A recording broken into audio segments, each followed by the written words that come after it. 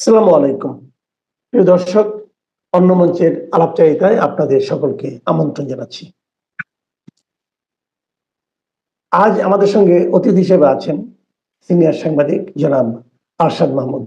জনাব আরশাদ মাহমুদ, আপনাকে আমাদের অনুষ্ঠানে স্বাগত জানাচ্ছি। ধন্যবাদ আপনাকে। আরশাদ ভাই, একটা জিনিস খেয়াল করেছেন, কয়েকটা জিনিস আমি বলছি। আপনি যে বিষয়গুলো নিয়ে আজকে আলোচনা করতে চাই, আপনার সর্বশেষ একটা স্ট্যাটাস আমি দেখলাম, পোস্টে আমি দেখলাম যে আপনি ডক্টর ইউনূসের উপর এতদিন পরে হলেও শুরুতে একটা প্রত্যাশা ছিল ওনাকে নিয়ে, মাঝখানে কিছুদিন হতাশা ছিল, এখন দেখলাম যে আবার আপনি ওনার উপর আস্থা রাখতে চাচ্ছেন, যখন উনি নির্বাচন নিয়ে স্পষ্ট ঘোষণা দিয়েছেন এবং একই সঙ্গে উনি বলেছেন যে আগামী সরকারের সঙ্গে কোনো ফর্মে উনি থাকছেন না। তো এই যে আশাবাদ ওনার উপর আপনার, এটা কি আমাদের আগামী নির্বাচন নিয়ে আমরাও আশাবাদী হতে পারবো তাহলে? ধন্যবাদ আপনাকে। না, ওই এটা আপনার অনুষ্ঠানে এবং কথা বলি যে সাংবাদিকের সবচেয়ে বড় অস্ত্র হলো তাকে সন্দেহবাদ। তবে মাঝে মাঝে মনে হয় যে না, অন্তত কিছু কাউকে কিছু বেনিফিট অফ ডাউট দেওয়া। ইউনূস সাহেব এ পর্যন্ত গত 1 বছরে যে সমস্ত কার্যকলাপ করেছেন, উনি তো কথা বলেন না দেশের দেশের মানুষের সাথে বা দেশের সাংবাদিক দেশে কথা বলেন, বা বিদেশিদের যদি দেখা করতে আসে তাদের সাথে কথা বলেন। তো এই সমস্ত তার কথাবার্তা কার্যকলাপে আমার উনি দায়িত্ব নেওয়ার পর মাস 2 পর থেকে আমার মনে হয়েছিল যে তার কথাবার্তার সঙ্গে তার কাজের মিল নেই, এবং তখন থেকে আমার সন্দেহ দানা বাঁধতে থাকে তার আসল মোটিভটা কি জন্য আসছে। তো কালকে আমি যেটা লিখেছি যে এই প্রথমবারের মতো উনি দেখলাম যে একদম কোনো ইফ বা বাট যদি কিন্তু এগুলো না বলে বলেছেন যে ফেব্রুয়ারি মাসেই নির্বাচন হবে এবং আমি আগামী সরকারে কোনোভাবেই সম্পৃক্ত হব না। তো এটা মানে পজিটিভ একটা ঘটনা আমি বলবো, এবং সে কারণে আমি আশাবাদী। তারপরেও আমি বলি যে বিভিন্ন আলামত যা দেখতে পাচ্ছি, বিশেষ করে ওনার সৃষ্টি করা যে জাতীয় নাগরিক পার্টি এবং ওনার পদপুষ্ট ইসলামী দল, বিশেষ করে জামাত ইসলামীরা, তারা কিন্তু এখনো পর্যন্ত বলে যাচ্ছে যে আমরা এই ধরনের নির্বাচন আমাদের কাছে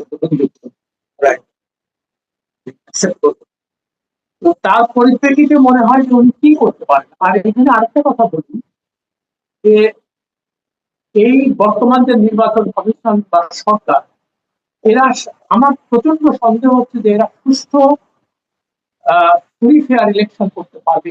কেন পারবে না?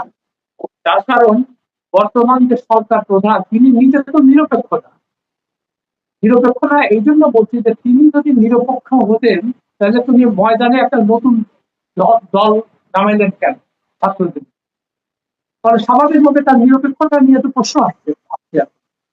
তো এখন আপনি ধরেন মাঠ পর্যায়ে যারা ইলেকশনটা সুপারভাইজ করবে বা কন্ডাক্ট করবে, এরা তো সবাই মোটামুটি আইন শৃঙ্খলা রক্ষা বাহিনী, এরা সবাই সরকারের অধীনে।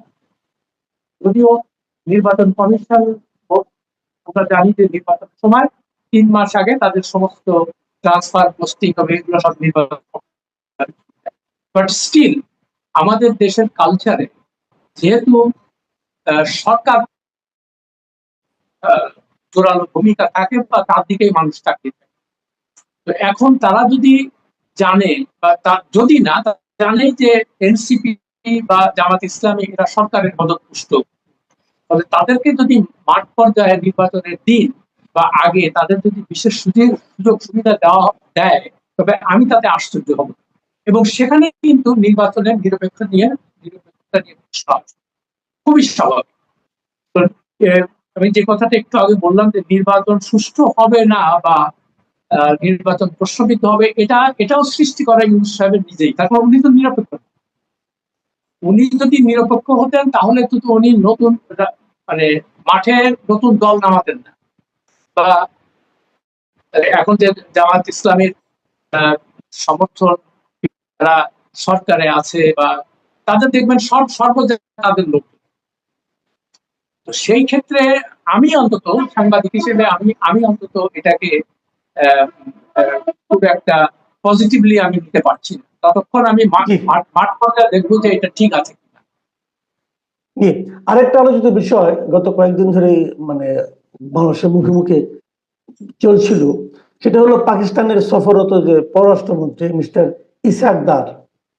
তো উনি এখানে এসে অনেকের সঙ্গে দেখা করেছেন, বিভিন্ন পলিটিক্যাল পার্টি লিডারদের সঙ্গে দেখা করেছেন। আমি বুঝতেই পারলাম না একজন পররাষ্ট্রমন্ত্রী সকল পলিটিক্যাল পার্টির সঙ্গে দেখা করলেন এমন ভাবে কেন, এবং আমাদের যে প্রধান উপদেষ্টা উনিও দেখলাম ওনার সঙ্গে বেশ দেখা করলেন, মানে এটা আমার কাছে একটু অস্বাভাবিক লেগেছে। যাই হোক, তারপর উনি আবার যাওয়ার প্রেস কনফারেন্সে সাংবাদিকদেরকে বললেন যে আমাদের সঙ্গে যে সমস্ত অমীমাংসিত ইস্যু ছিল এগুলো নাকি দুইবার সমাধান হয়ে গেছে।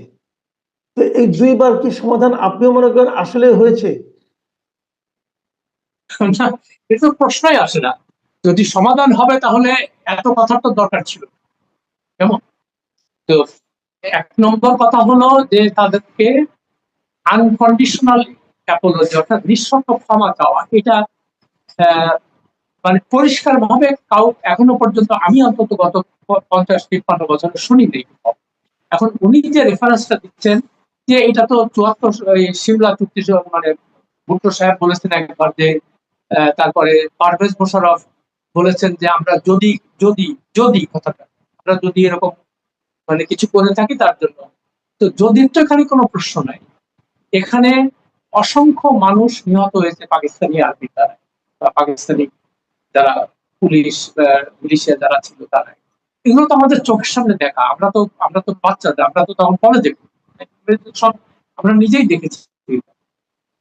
তো এখন উনি বলছেন যে যদি যদি এরকম হয়ে থাকে, তো এখানে যদি তো কোনো প্রশ্ন নেই, ব্যাপারটা খুবই পরিষ্কার। এবং আর দুটো যে বড় জিনিস ছিল আমাদের অমীমাংসিত, একটা হলো এখানে যারা আটকে পড়া পাকিস্তানি মানে বিহারি দ্বারা বলি, জি আর হলো আমাদের সম্পদ ভাগাভাগি। তো সে বিহারিদের নিয়ে এত টালবাহানা করলো গত ইয়ে, এবং আলটিমেটলি এখনো সেই সময় আমি আরো 2.5 লক্ষ এই যে জেনেভা ক্যাম্প থাকা, তারপরে বিভিন্ন জায়গায়, এবং আমি এই ইস্যুটা নিয়ে অনেক লেখা দেখেছি অনেকবার। তো তারপরেও একবার তো নওয়াজ শরীফের সময় সমস্ত কিছু প্লেন টেন রেডি হলো, সবকিছু হলো, একদম তারা চলে যাবে, আমরা তো সব এয়ারপোর্টে গেলাম যে গল্প বা তার কিছুক্ষণ আগে শুনলাম যে এটা বাতিল হয়ে গেছে। আর এটা মনে হয় কেন জানেন করে, প্রথম কথা হলো যে গরিবদের কোনো জায়গা নেই, গরিবদেরকেও মানে গলা জড়িয়ে ধরে না। যে ভাই তুমি আমার বন্ধু, এই যতই ধর্মের কথা বলতে আর যাই করি, এই ও নিল না। আর অ্যাসেট ভাগাভাগির কথা আমরা তো আজ পর্যন্ত শুনি নাই যে এটা নিয়ে তারা কোনো কংক্রিট কোনো প্রপোজাল দিচ্ছে যে ঠিক আছে, তো এই স্বাধীনতা যুদ্ধের সময় তোমাদের এই জিনিস পাওনা ছিল, যেমন পিআইএস প্লেন, তারপরে ফরেন এক্সচেঞ্জ রিজার্ভ, এগুলো অনেক কিছু ছিল। তো এগুলো নিয়ে তো কোনো সুনির্দিষ্ট কোনো কিছু আজ পর্যন্ত কোনো প্রস্তাব পাকিস্তানের কাছ থেকে আসেনি। আর এই প্রসঙ্গে আরেকটা বলি, আপনি নিশ্চয়ই দেখছেন এখন যে গত 3 দিন থেকে কক্সবাজারের রোহিঙ্গা প্রত্যাবাসন নিয়ে একটা অংশীজনের সংলাপ আছে। এটাও আমার কাছে একটা মানে সব লোক দেখানো জিনিস মনে হচ্ছে। ওখানে দেখবেন 5 তারা হোটেলে কিছু লোকজনকে ডাকছে দুধটাইওয়ালা, ওখানে তাদের সমস্যা সমাধান করে দিচ্ছে, প্রধান উপদেষ্টা দিয়ে ওখানে ভাষণও দিলেন, 7 দফা দিলেন, এগুলো সবই পূরণ হবে। কিন্তু এই সমস্যাগুলো সমাধান করা হয় না একই কারণ, ওই গরিব রোহিঙ্গারা তো 1 নম্বর মুসলমান, 2 নম্বর গরিব, তো ওদের জন্য কে কাম। আর এখানকার মূল যে প্লেয়ার এই সংকটে সেটা হলো মিয়ানমার, তারা ওখান থেকে। তো এখন আপনি যদি মিয়ানমারের কোন প্রতিনিধিত্ব সেখানে না থাকে, তো সেখানে অংশীজনের সংলাপ কিভাবে সাকসেসফুল। এই সমস্ত মানে মূল সমস্যাগুলোর থেকে মানুষের দৃষ্টি দূরে সরিয়ে দেওয়ার জন্য মাঝে মাঝে আর দেখেন কোটি কোটি টাকা খরচা করে, এবং এইটার কোন রকম কোন জবাবদিহিতা নাই। আর একজন সাংবাদিকও এগুলা নিয়ে লেখেন না যে আচ্ছা আমরা যে কনফারেন্স গুলো করতেছি টাকা আসছে, কে টাকা। আর একটা জিনিস মনে রাখবেন, এই ধরনের মানে কি বলে সমস্যা যতদিন জিয়ে রাখা যায় ততদিন কিছু কিছু লোকের ভাগ্য খুব খুলে যায়। যেমন এর মধ্যে জাতিসংঘ আছে, এনজিওরা আছে, হ্যাঁ। তারপরে এরা করে কি, ওই এদেরকে খাওয়ানো করানোর কথা বলে 6-7 হাজার ডলার করে বেতন নেয় মাসে মাসে। এবং আমি নিজে এটা একটা উদাহরণ দিই আপনাকে। 1991 সালে যখন রোহিঙ্গারা আসতেছিল কক্সবাজার ইসলাম কাবার করতে, তখন ওই বাইল্যাটারাল নেগোসিয়েশনের মাধ্যমে অনেক ফেরত দিছিল সেই সময়। তারপরেও কিছু ছিল, তারা বলছিল যে আমরা নিয়ে নেবো, পরে তো যাই হোক।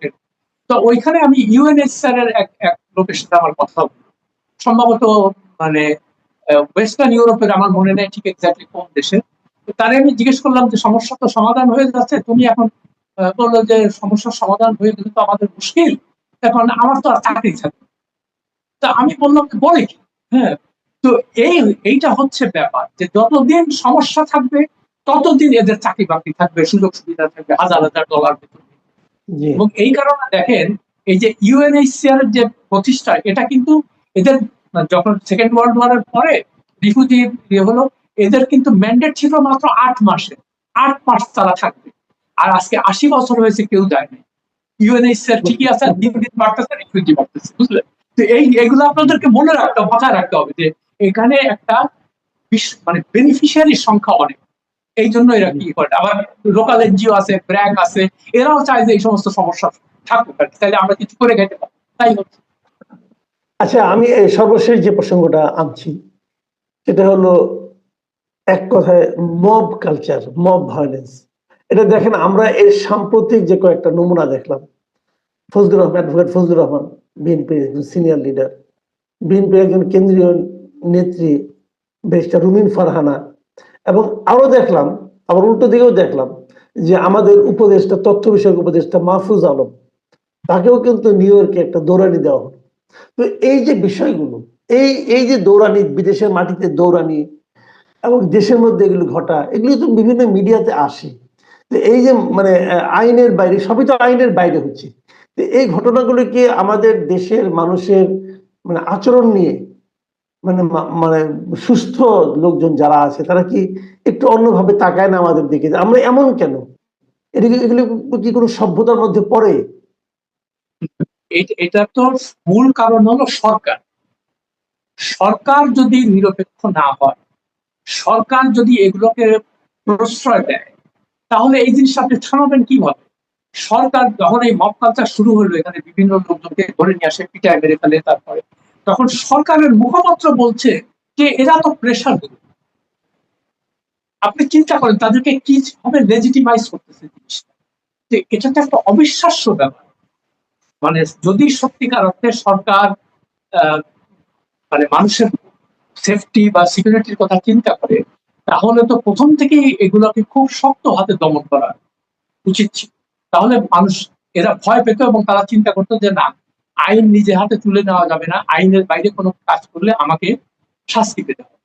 তো যেহেতু আইনের শাসন নাই, কেমন আইনের শাসন নাই কেন, মানে ইউনূস সাহেব নিজেই তো আইনের শাসনে বিশ্বাস করে না। তার যে কার্যকলাপ গুলো দেখে, উনি এক্সিকিউটিভ অর্ডারের সমস্ত ওনার মামলা প্রত্যাহার করে নিচ্ছেন, সুযোগ সুবিধা নিচ্ছেন গ্রামীণ ব্যাংকের, কোনো জবাবদিহিতা নেই তার কাছে। তো মানুষ যখন এগুলো দেখে, তখন চিন্তা করে যে সঙ্গত আমি আইন মানবো কেন। মানে আর আবারও বলি আমি, এই যে তার যে নিরাপত্তা উপদেষ্টা খলিলুর রহমান, তার ব্যাপারে একটা পরকীয়ার ঘটনায়, একটা খুন এবং আত্মহত্যার ঘটনা, খুব মর্মান্তিক ঘটনা 2001 সালে,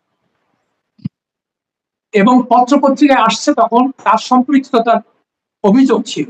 সত্য মিথ্যা জানি না, কিন্তু প্রথম কথা হলো এই জিনিসটা যখন আপনি জানতে পারলেন প্রধান উপদেষ্টা, তখন আপনার উচিত, ইমিডিয়েটলি উচিত ছিল তাকে সরিয়ে দেওয়া। যে ঠিক আছে, আগে এই জিনিসটা ইনভেস্টিগেশন হবে, ইনভেস্টিগেশনে যদি তোমার কোনো সম্পৃক্ততা না থাকে, তোমাকে আমরা আবার ফেরত। কিন্তু আপনি আইনের শাসনের তোয়াক্কা না করে আইনকে বৃদ্ধাঙ্গুলি দেখে আপনি এই ধরনের অ্যাপয়েন্টমেন্ট গুলো দিচ্ছেন। তাতে মানুষের মনে কি এই মানে প্রশ্ন জায়গা আছে যে আপনি যদি ক্ষমতাবান হন বা ক্ষমতাধর হন, আপনার জন্য কোনো আইন নেই। আইন সব এই গরিব মানুষের জন্য, যাদের কোনো ক্ষমতা নেই তাদের আইন। তো আপনি যদি নিজের কার্যকলাপে এটা প্রমাণ করেন যে আইন আমরা মানি না, যেহেতু আমাদের ক্ষমতা আছে, তো অন্যান্য মানুষ আইন মানবে কেন? তো মব কালচার তো সেখান থেকেই শুরু হবে। তো মব কালচারে যারা, সবচেয়ে বড় কথা, আপনি যদি এটাকে লেজিটিমাইজ করেন, কে যদি বৈধতা দেন যে না এগুলো তো প্রেশার, সরকার থেকে যখন এই কথা বলা হয় তো তার পরিণতি কি হবে সেটা তো আমরা দেখতে পাচ্ছি। এই যে মাহফুজ আলম বলেন, ফজলুর রহমান বলেন, রুমিন ফারহানা বলেন, তো কেউ তো নিরাপদ না। এখন কার কার দরজার সামনে যে যে তারা মানে উপস্থিত হবে, আপনার দরজার সামনে এসে যেতে পারে, আমার দরজার সামনে এসে যেহেতু আমরা তাদের ভাষায় ক্রিটিক্যাল কথা, কিন্তু আমরা তো সব ফ্যাক্ট বেস কথা বলি, আমরা তো ভুয়া কথা বলছি, যেটা যে ঘটনা ঘটেছে তারপর সেটা বেসিসেই। কেউ কেউ বলছেন যুক্তরাষ্ট্রে মাহফুজ আলমের সঙ্গে যে আচরণটা করা হলো, যদি দেশে আওয়ামী লীগকে আপনি ঠিকঠাক মতো কথা বলতে দিতেন, আওয়ামী লীগ যদি রাজনীতিটা করতে পারতো, তাহলে হয়তো এই ঘটনাটা ঘটতো না। এখন যদি আপনি একটা দলকে কথাই বলতে না দেন, কোনো মানে রাজনৈতিক কর্মকাণ্ড পরিচালনা করতে না দেন, তখন তার নেতিবাচক প্রতিক্রিয়া এরকম ভাবে হতে থাকবে। এই মতামতের সঙ্গে কি আপনি একমত? 100 বার একমত। তার কারণটা কি? ধরেন আওয়ামী লীগ বা হাসিনা কি করেছে সেটা তো আমরা সবাই দেখেছি গত 16 বছর। তাদের তো চালানোরই কথা না, তাই না?